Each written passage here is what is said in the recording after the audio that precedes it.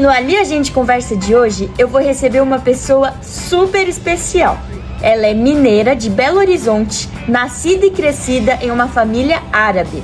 Ela é formada em letras, francês e português pela UFMG e atuou em diferentes contextos educacionais.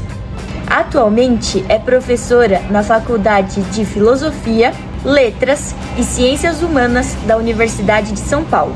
Ela leciona e pesquisa sobre línguas parentes, línguas e culturas de herança, plurilinguismo, interculturalidade e o trabalho com biografia linguística no ensino de línguas.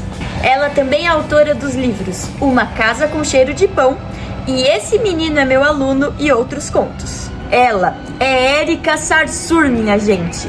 Tudo bem, Érica? Bom dia, Aline. Tudo bem, sim. Muito obrigada pelo convite. Ai, que bom, Érica. É muito bom estar recebendo você aqui hoje, nesse episódio super especial do Ali a Gente Conversa, que faz uma parceria com a 25ª MyFest. Estou aqui, como vocês podem ver na minha camiseta.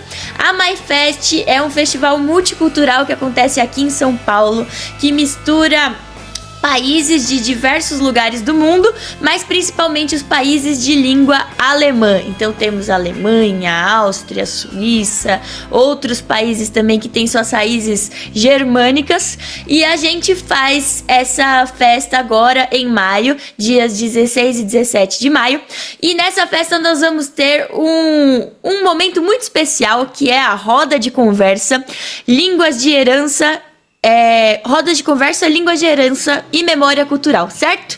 Esse é o título desse momento especial que a gente vai ter na festa. Vai ser no dia 16 de maio, para quem quiser participar, no Brooklyn, aqui em São Paulo. Então quem estiver em São Paulo pode participar. E não temos o horário ainda, né, Érica? Mas assim que tiver, a gente fala pra vocês. Na descrição do vídeo vai ter o horário. Então quem estiver por aí em São Paulo, a gente vai estar tendo esse momento super legal nas ruas do Brooklyn, dessa roda de conversa. E a Érica, ela vai participar dessa roda de conversa, e eu tô tendo aqui a honra de entrevistar ela nesse momento pré-festa, pra gente falar um pouquinho sobre ela, um pouquinho desse conhecimento, dessa pesquisa que ela desenvolve. Então, eu não vou falar nada sobre você, Érica, porque eu vou deixar você se apresentar. Então, fala pra mim, quem é você?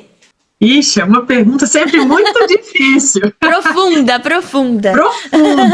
Mas aqui, já que a gente está falando de língua de herança, eu posso falar que eu sou uma herdeira da língua e da cultura, da língua árabe e da cultura síria. Acho que é uma boa primeira apresentação no nosso contexto, né?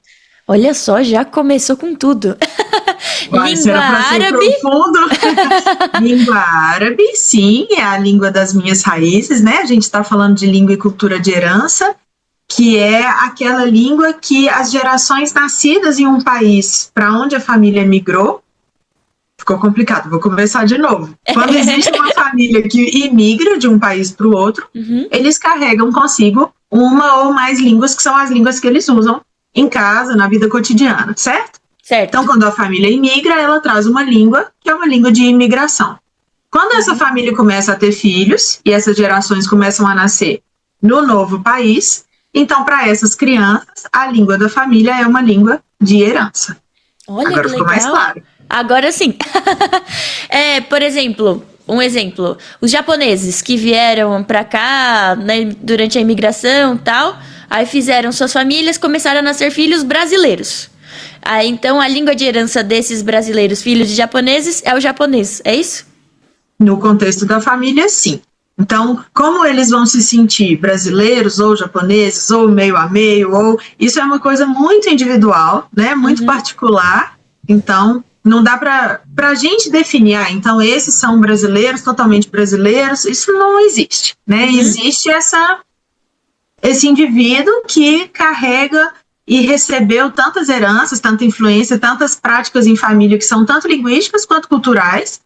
Por exemplo, se essa família japonesa, do seu exemplo, costuma comer coisas, né, assim, alimentos e pratos que são originários do Japão e que veio com aquela família, então essa comida que está presente constitui essa herança familiar, né? Às vezes existem modos de relacionar determinadas práticas festivas, o modo de comemorar, vamos sair do exemplo do Japão, mas o modo de comemorar o Natal ou a Páscoa, enfim, todas essas tradições e festas, se a gente vai mantendo, isso é a nossa herança familiar daquela determinada cultura, né?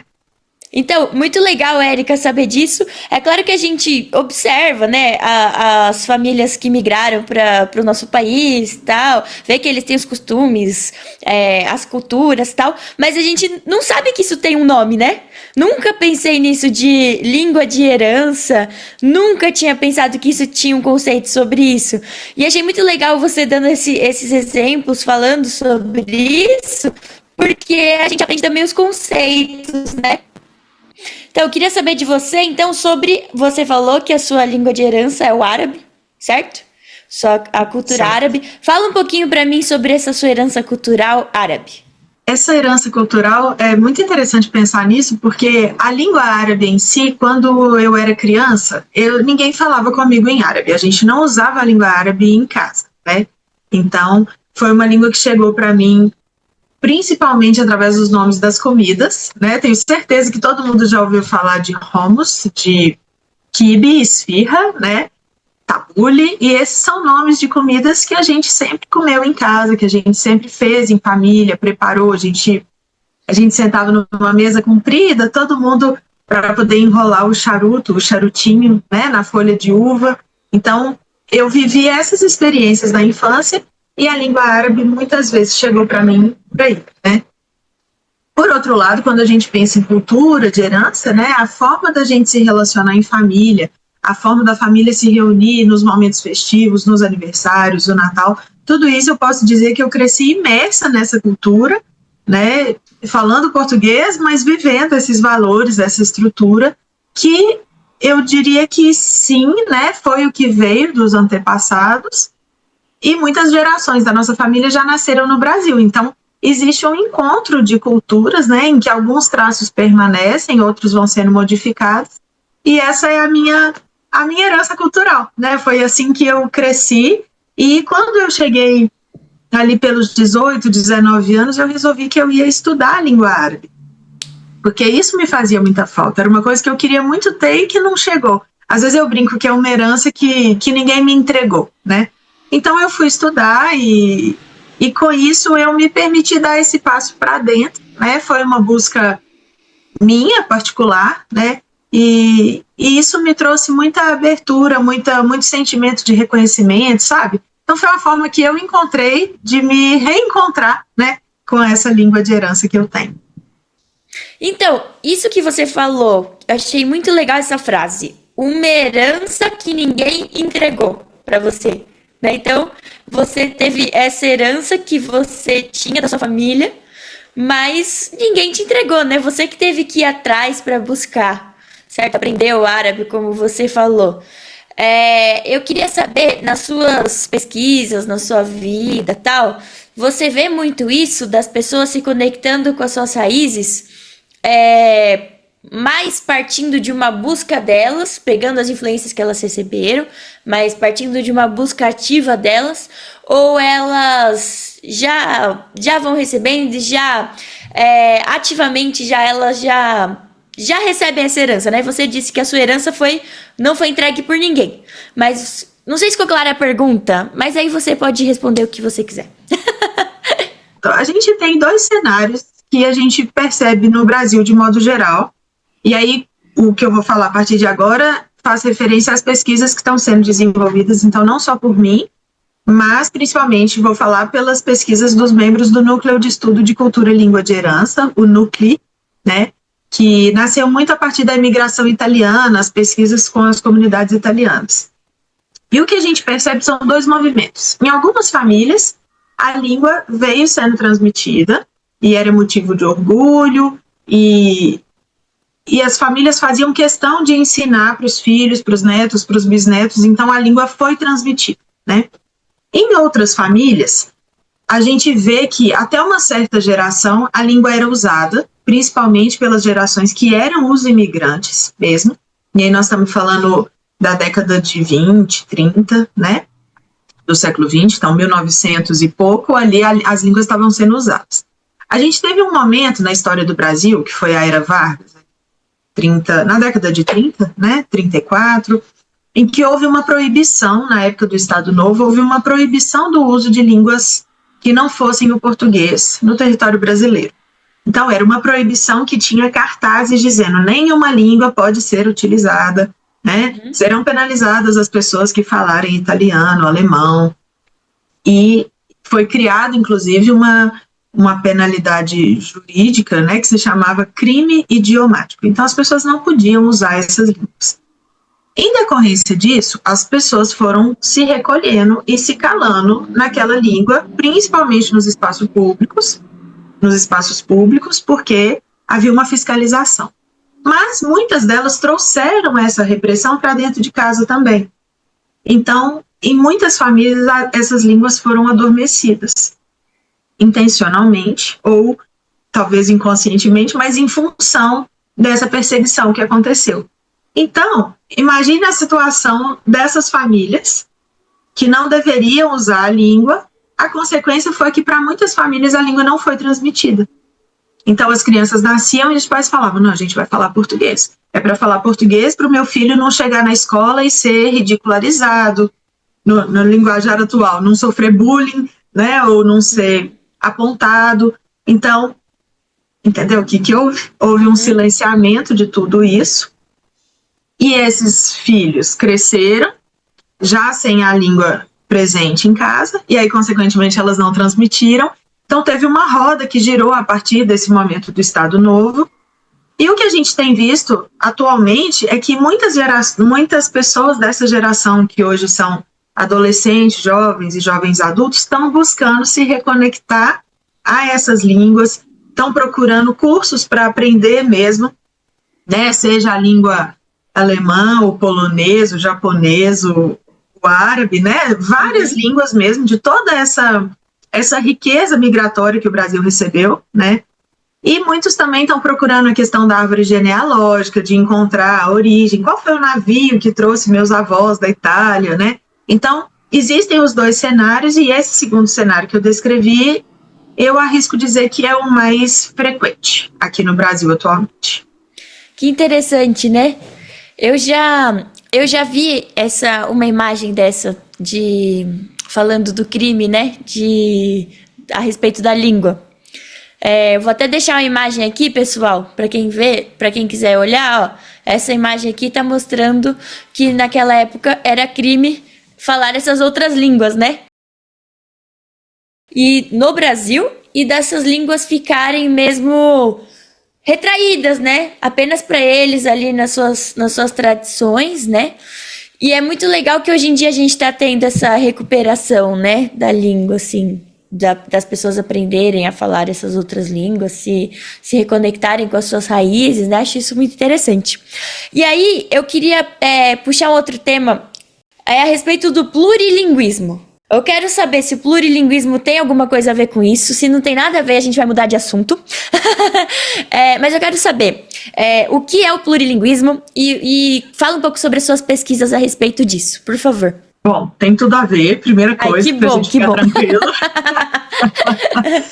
Quando a gente pensa no plurilinguismo, parece uma coisa muito abstrata, um conceito que está flutuando no ar, mas no fundo, de modo geral, o ser humano é plurilíngue, né? A situação do monolinguismo, que é a pessoa ter contato e conhecimento e compreensão e saber falar uma única língua, essa é uma situação de exceção no mundo, né? Não é só no Brasil. E quando a gente fala de entender, identificar, falar uma língua, a gente não está falando daquela pessoa que é capaz de, em qualquer situação, saber todas as palavras de uma determinada tema. Não é isso. A gente está falando de uma grande, vamos chamar de caixa de ferramentas, é uma metáfora que eu costumo usar com os alunos. Vamos imaginar que a gente tem uma grande caixa de ferramentas e, em determinadas situações, a gente vai usar determinadas ferramentas, certo?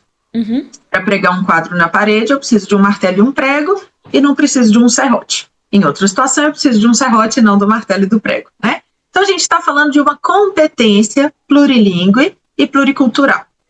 Como que a gente vai alimentando essa competência? Com as nossas vivências, Então, a gente agora tem a oportunidade de assistir uma série turca na Netflix.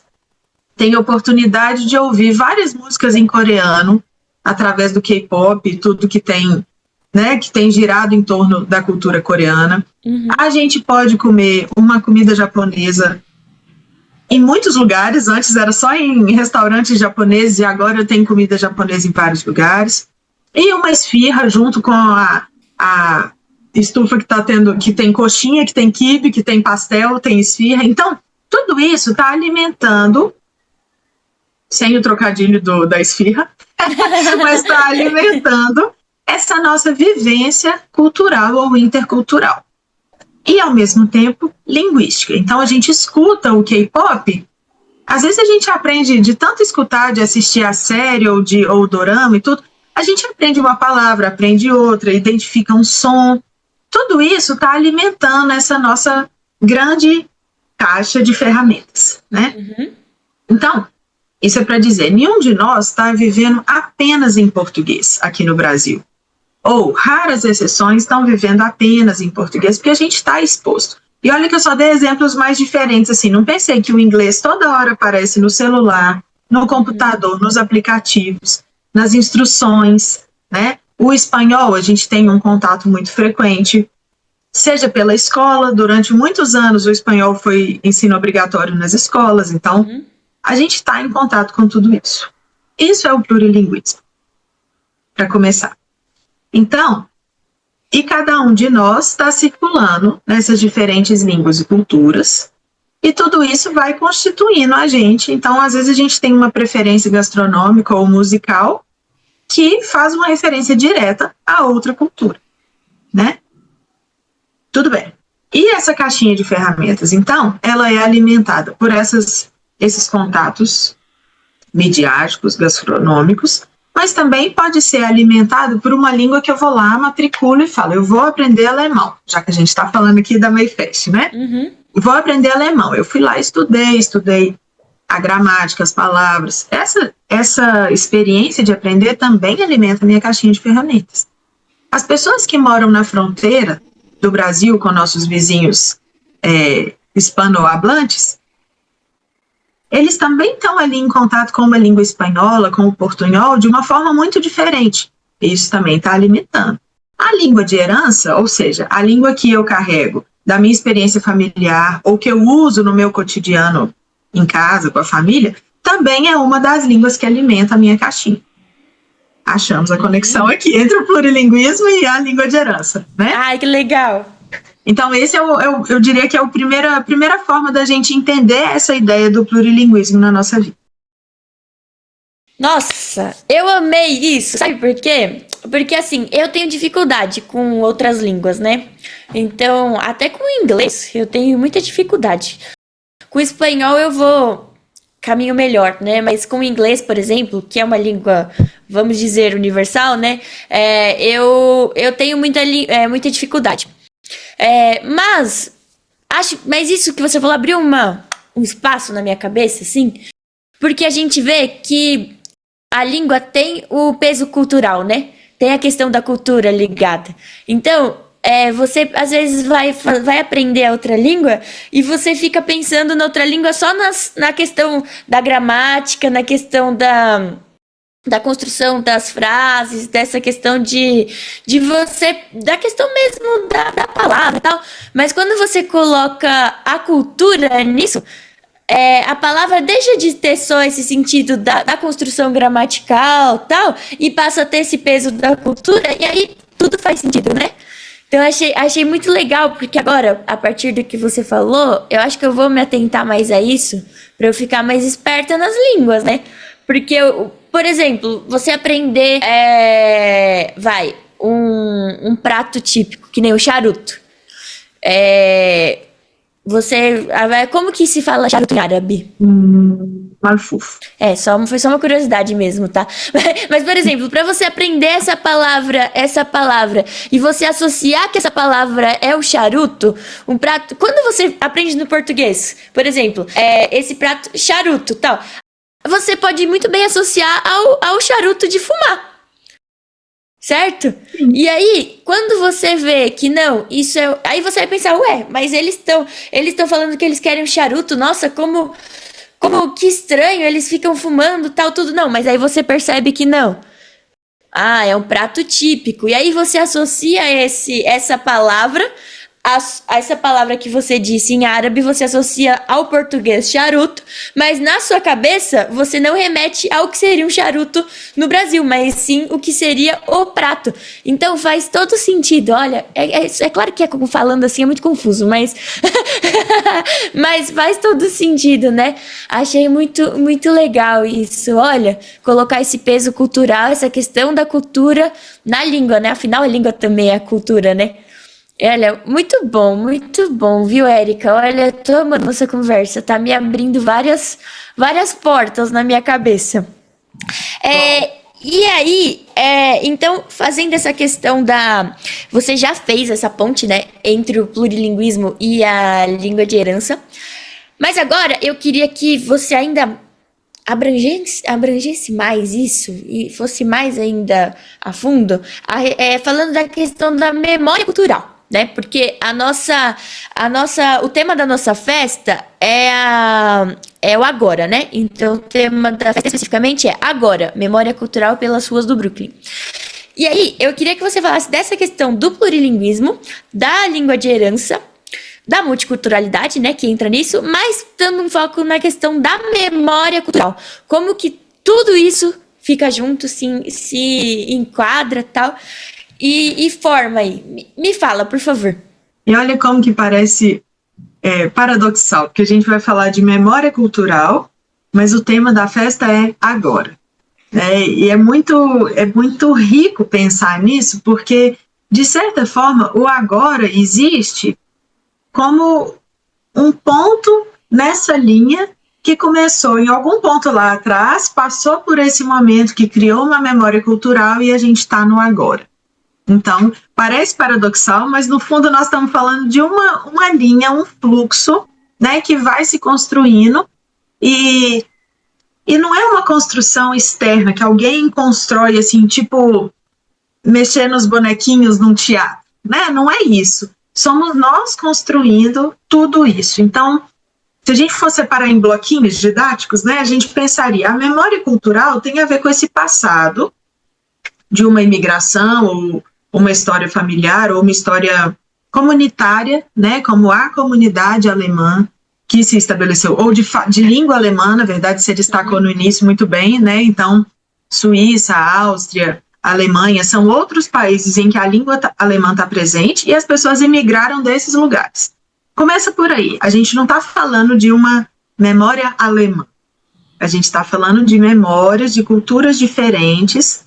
Aqui eu citei 3 países, Áustria, Alemanha e Suíça, e dentro desses 3 países a gente sabe que existem especificidades, então em cada região desses países a gente tem expressões culturais específicas, a gente tem sotaque, tem formas diferentes de tratar os alimentos, tem formas diferentes de se expressar na dança, na vestimenta. Então, uma das coisas mais legais quando a gente pensa nessa educação plurilíngue é que antes a gente começa olhando como se tudo fosse um bloco. Ah, memória cultural alemã. Não, pera, tem 3 países. Não, pera, mas cada país tem regiões. Não, calma, mas o mesmo alimento. E é como se a gente estivesse dando um zoom e vendo todos esses detalhes, como se fosse um zoom no Google Maps. Aí você começa a ver os limites dos países, os rios, o relevo, o nome das ruas. Então, isso é o ponto de partida para a gente pensar nisso tudo. Não é um bloco, né? Não é uma única memória. De qual memória nós estamos falando? De qual cultura? E fica mais fácil a gente pensar, por exemplo, se eu falar, alguém vai para fora do Brasil ensinar cultura brasileira. O que ele vai ensinar? Me fala, 3 coisas que ele poderia ensinar, Aline. Cultura brasileira. Então, é isso que eu fico pensando, porque quando as pessoas pensam aqui no Brasil, elas pensam feijoada, samba, carnaval e futebol. 4. É isso, se limita a isso. Mas se, por exemplo, se eu fosse pra fora, fosse ensinar uma questão da cultura brasileira, eu falaria a respeito do arroz e feijão, né? Que seria o que a gente come todo dia. Falaria a respeito de coisas assim que só o brasileiro fala. Então, por exemplo,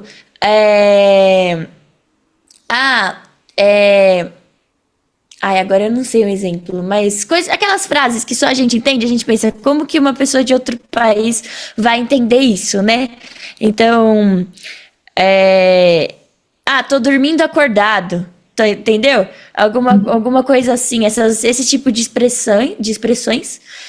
E alguma coisa a respeito da música também, mas a respeito de ser uma mistura, né? De vários ritmos, não só o samba. Eu falaria essas coisas, sabe? Já é uma tentativa de. Porque olha só, quando a gente pensa futebol, samba e feijoada, isso representa o Brasil? Sim. Sim. Mas não é só isso. Outras coisas também representam. Então, expressões, a música, mas qual música? Nós vamos falar do boi lá do norte? Ou nós vamos falar do sertanejo? Ou da viola caipira do interior de Minas Gerais? Tudo isso é Brasil. Então, quando a gente fala assim, vou ensinar a cultura de um país, é preciso ter muito cuidado com esse tipo de anúncio, assim, né, de expressão. O que é a cultura de um país? Ela não é singular. Literalmente, não é a cultura brasileira, né? São as expressões culturais. Eu ensinaria sobre, por exemplo, as artesãs do Vale do Jequitinhonha. Olha. É uma expressão brasileira.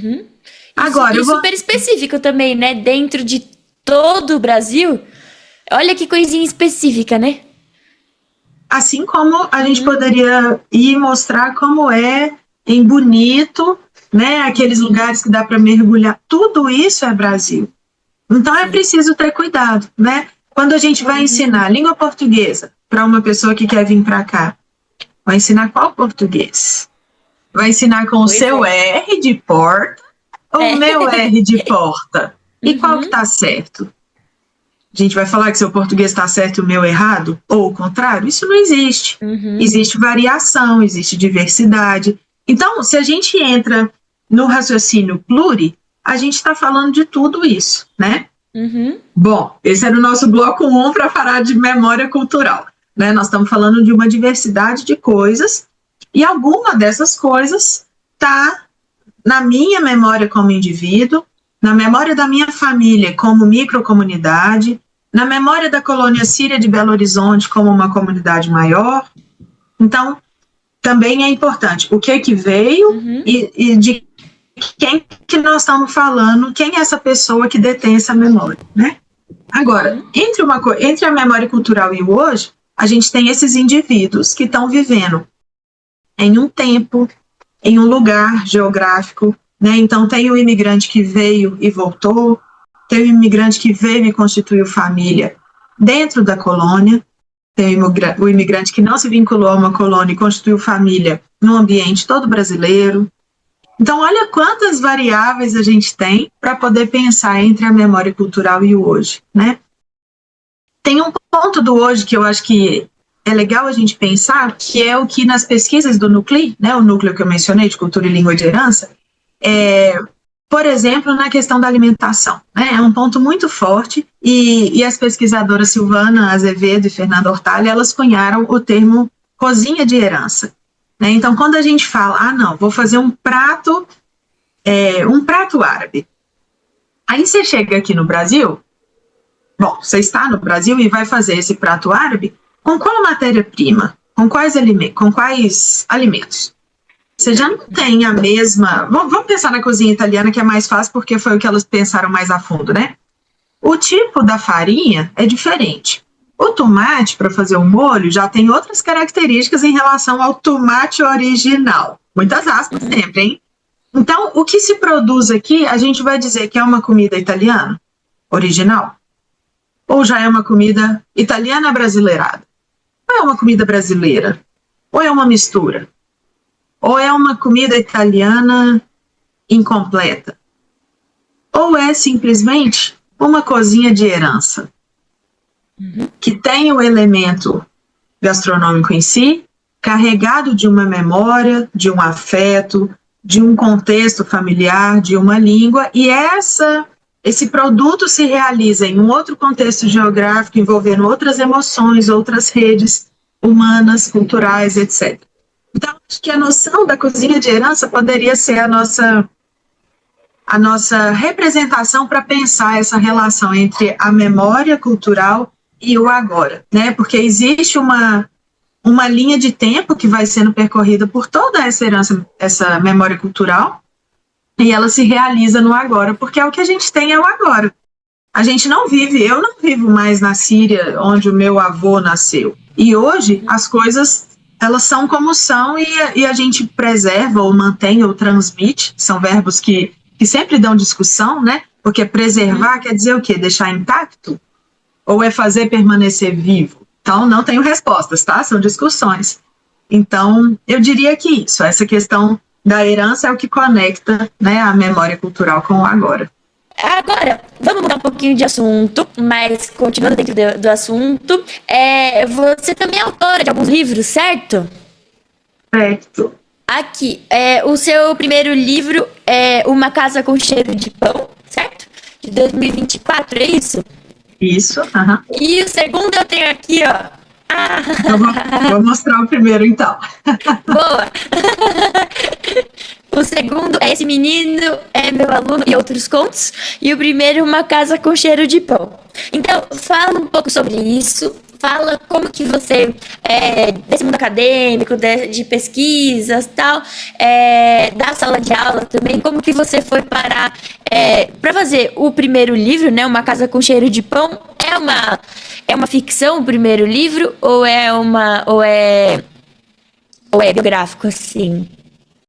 Bom, então, na verdade, a história realmente começou com as pesquisas e com o meio acadêmico, né, para então depois chegar Uma Casa com Cheiro de Pão. Em 2023, eu estava trabalhando em Curitiba como professora substituta lá de francês na Universidade Federal do Paraná, e no período em que eu morei lá, eu comecei a frequentar a Sociedade Ucraniana do Brasil, né, que é uma instituição centenária que mantém, né, reunida a comunidade ucraniana do Paraná, né, de modo geral e mais especificamente em Curitiba. E no trabalho com eles lá, vinculada ao NUCLI, né, o Núcleo de Estudos de Cultura e Língua de Herança, eu realizei uma pesquisa de pós-doutorado com essa comunidade, né? Então, eu queria verificar quais eram os elementos que a comunidade mobilizou para poder manter viva a cultura, a identidade, né? Como que isso aconteceu no seio da comunidade ucraniana. Então, permaneci um ano lá, envolvida nas atividades, eu frequentava os ensaios do coral, o trabalho que eles chamam de guarda-roupa, né, que são os reparos e a manutenção dos trajes das danças folclóricas, e trabalhei também no projeto Memória Ucraniana, através do acervo da Sociedade Ucraniana do Brasil. Em outras palavras, com a documentação antiga, né, então a gente trabalhava com atas de reuniões, de assembleias lá de 1900, 1910, 20, né, então foi um trabalho bem profundo, assim, na questão da história.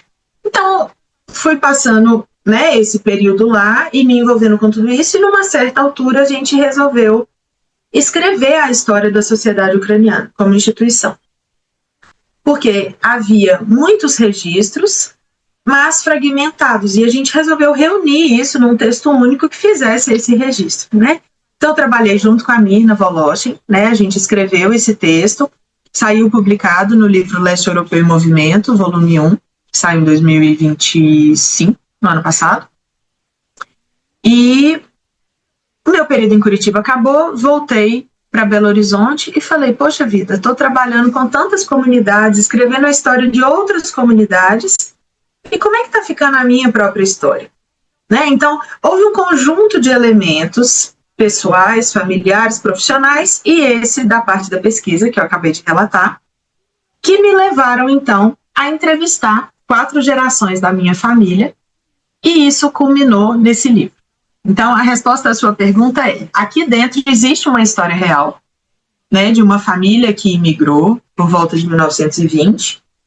Então, a história real dessa família está aqui, Mas, como tudo foi baseado em relatos e entrevistas, existem muitas lacunas da memória, ou por desconhecimento, ou por esquecimento, né? Então, eu fui costurando essas lacunas da memória com ficção.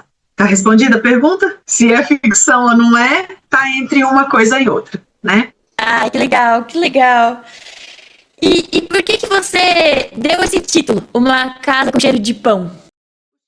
O cheiro do pão, nas entrevistas que eu fiz com a segunda geração, a primeira geração nascida no Brasil, né? Todo mundo falava que a avó Cida fazia um pão delicioso e que era entrar na casa dela e sentir aquele cheiro de pão. Então é um cheiro que eu, particularmente, não vivi, não conheci, não é um cheiro que está aqui na minha memória, mas que foi muito marcante em todos os relatos. E eu fui percebendo que essa casa da avó, com esse pão, com esses encontros semanais que eram sagrados, né? Eu percebi que foi isso que fez essa costura, que trouxe para essa família essa cola, essa união, que é o que caracterizou as primeiras gerações e que na atualidade continua caracterizando a minha família. É assim que a minha concepção de família sempre está marcada por essa presença física, por esses encontros regulares. Então, de certa forma, essa casa é a marca principal dessa família, né? E se a gente olhar bem a capa, é um convite, né? Só falta a gente sentar nessa cadeira aqui, né, para poder comer esse pão e sentir esse aconchego. Então, essa é a origem do título do livro. E aí, então, o primeiro livro foi esse, e o segundo livro, que eu tenho aqui, Esse Menino é Meu Aluno, e Outros Contos, né? Então aí você estava nesse mundo da ficção e não ficção, dessa mistura e tal. E aí você passa pra Esse Menino é Meu Aluno, que também acho que é a mesma coisa, né? É uma mistura também da ficção com a não ficção, né? Da sua vida. E também, só que no formato de conto agora, né? Então, fala um pouquinho pra mim, por favor, sobre esse livro. Então, Esse Menino é Meu Aluno e Outros Contos, ele fere um pouco a cronologia da coisa, que aqui a gente está falando já de 2023, 2024, e Esse Menino é Meu Aluno e Outros Contos leva a gente de volta lá para 2015, 16, 17, que foi o período em que eu estava, né, atuando como professora de língua portuguesa numa escola em Belo Horizonte, então, junto com o 6º ano, Ensino Fundamental 2, então a gente está falando de crianças de 11 a 14, 15 anos, pré-adolescentes ali, né? E o período em que eu trabalhei na escola foi o início da minha vida como docente em uma instituição, assim, depois de ter passado por aulas particulares, aulas de cursos de língua, essas outras experiências, eu estava ali como professora de língua portuguesa, né? E com uma turma de 30 a 35 alunos dessa idade, em um contexto muito específico, era um ambiente muito violento em vários aspectos, né? E de violência física à violência simbólica, né, passando por outras várias. E no período em que eu atuei como professora e depois como coordenadora, eu vi muitas coisas. Primeiro, situações que eram novas para mim, que eu olhava e falava, nossa mãe, né, como que isso existe, como que isso está acontecendo.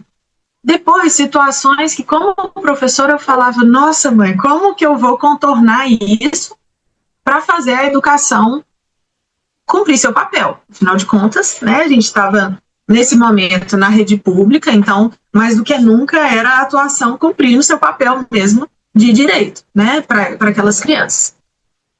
E depois, como coordenadora, então, quando a gente está na sala de aula, você fala, não, puxa vida, né, as instâncias superiores precisam agir. E aí eu tive a oportunidade de atuar como coordenadora, e aí eu vi como que as instâncias superiores também estão, de certa forma, limitadas, né? Encontram também outros obstáculos. Muito bem, esse é o contexto.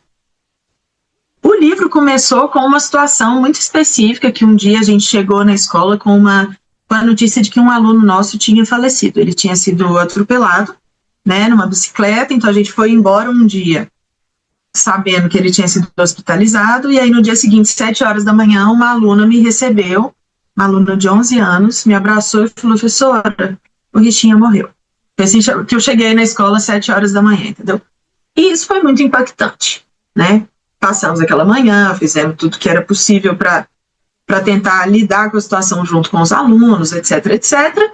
Mas eu voltei para casa, né, ao meio-dia, falando: nossa, como que isso vai sair de mim de alguma forma? Porque aquilo tomou conta de mim toda, né?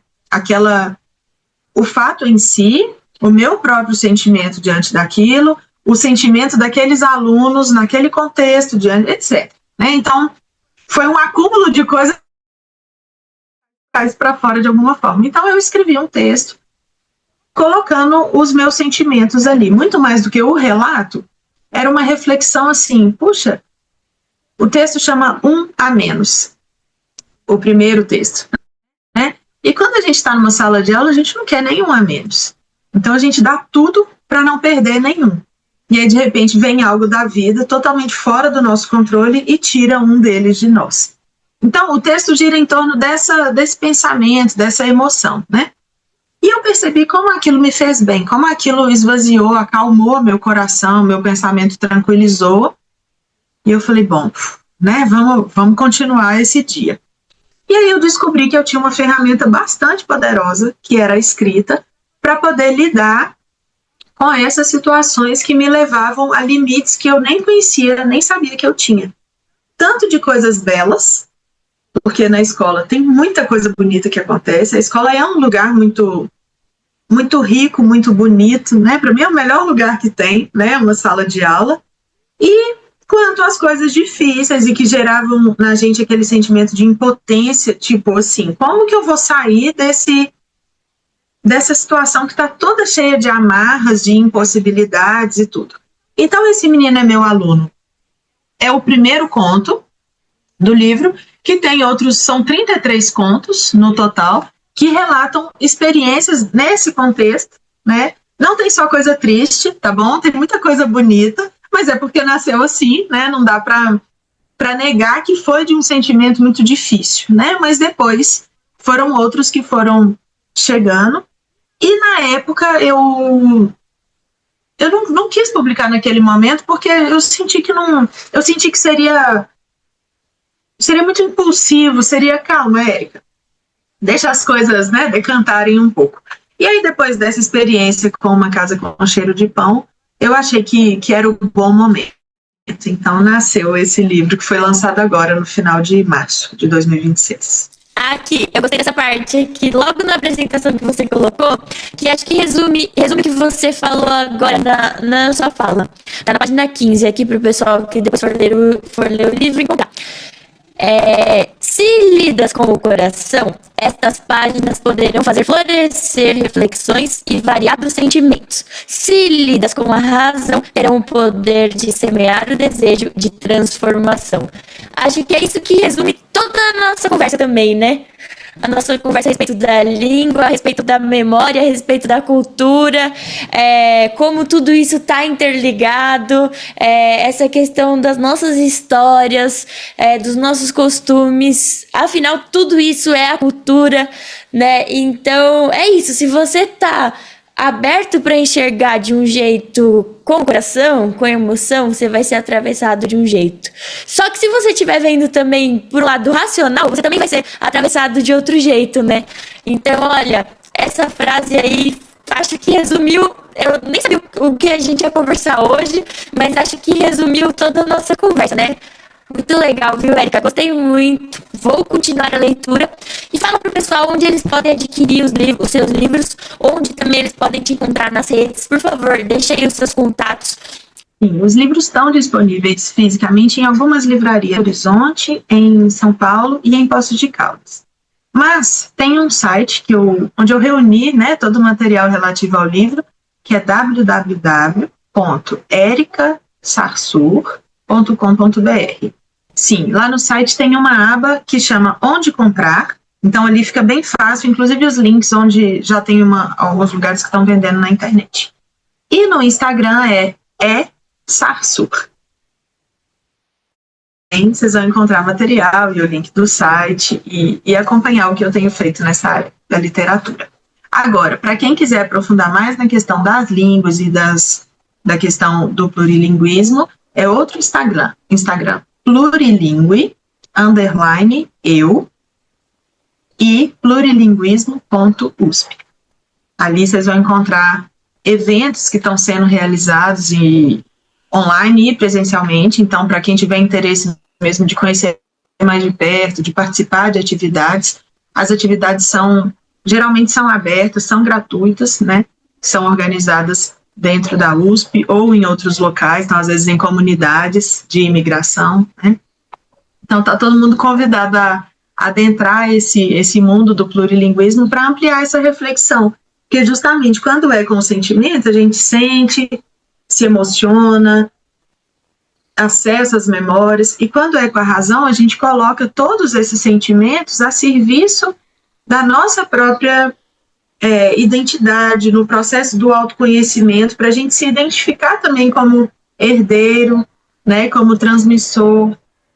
Enfim, acho que a frase realmente vale para todos os aspectos da nossa conversa. Muito bom. E, pessoal, quem quiser também encontrar a Érica pessoalmente, ela estará na 25ª MaiFest, o Festival Multicultural de São Paulo, que acontece no quadrilátero das ruas Joaquim Nabuco, Barão do Triunfo, Princesa Isabel e Bernardino de Campos, ali no Brooklyn. São 8 quarteirões de festa, é uma festa muito grande, a céu aberto, é uma festa nas ruas, então a gente tem cultura nas ruas, a gente tem todas as expressões, várias expressões culturais, tudo pelas ruas do Brooklyn, acesso livre, é só você chegar e aproveitar essa festa. Nós vamos ter várias apresentações artísticas, vamos ter muitas coisas de gastronomia, vamos ter muitas coisas acadêmicas, vamos ter um sarau também maravilhoso, que já é tradicional também da nossa festa, e vamos ter a nossa roda de conversa, línguas de herança e memória cultural, que vai acontecer no sábado, dia 16 de maio. O horário vai estar aqui na descrição do vídeo. E também a roda de conversa vai ser no sábado, no dia 16. A festa é no dia 16 e no dia 17, das 10 da manhã até as 10 da noite, tá bom? Érica, antes da gente fechar, deixa suas palavras finais, por favor. Sim, agradeço muitíssimo a oportunidade dessa conversa rica. É sempre uma alegria poder falar desses temas fora do espaço da universidade, porque são assuntos que estão na nossa vida cotidiana, né? Todo mundo tem alguma herança. Se não veio de imigração, veio às vezes de outras regiões do Brasil, veio de outra região da cidade, né? Todo mundo carrega uma história e uma herança, e todas elas têm muito valor. Então, esse minha palavra final, assim, da gente se olhar e reconhecer na gente o que constrói a nossa identidade. Maravilha! E para fechar, Érica, eu sempre peço para quem vem aqui no Ali a gente conversa, nós temos muitas conversas boas sobre vários temas, eu peço para a pessoa deixar uma indicação de um próximo convidado. Quem você gostaria de indicar para vir aqui? Pode ser sobre um tema relacionado ao seu, ou pode ser sobre qualquer outro tema, porque como aqui é o Ali a gente conversa sobre tudo. Então, quem você gostaria de indicar para uma próxima conversa minha aqui? Olha, pensando nessa questão da trajetória e dos espaços, atualmente eu tenho acompanhado o trabalho da Clarissa Debritinsky e do Roberto Gorenstein, que estão trabalhando com teatro, numa proposta de teatro delivery. Me perdoem se não é exatamente esse o nome, Festival Delivery. É uma proposta de atuação de cenas teatrais que ocupam diferentes espaços. E o espaço passa a interferir e determinar como a cena vai ser desenvolvida junto ao público, naquele espaço físico. Então é um trabalho que para mim está sendo muito novo, eu estou descobrindo muito do mundo do teatro, e talvez ali você se encontre com outras pessoas bem legais. Então, Érica, muito obrigada, viu? Obrigada, a nossa conversa foi muito boa. Tenho certeza que você assistiu também, gostou muito. E é isso, pessoal. Então, sigam aqui as nossas redes do Ali Vou Eu. Aqui no YouTube é o canal Ali Vou Eu. No Instagram, TikTok, Ali Vou Eu Oficial. oficial. E claro, também siga o Instagram da Brooklyn Fest. Então nós estamos no Instagram como Brooklyn Fest My Fest. Segue lá também para ter as atualizações sobre a festa, sempre conteúdos muito bons. E claro, também acompanhe o trabalho da professora Érica. É isso aí, pessoal. Não esquece também de deixar o seu like e se inscrever no canal. É isso aí. Valeu!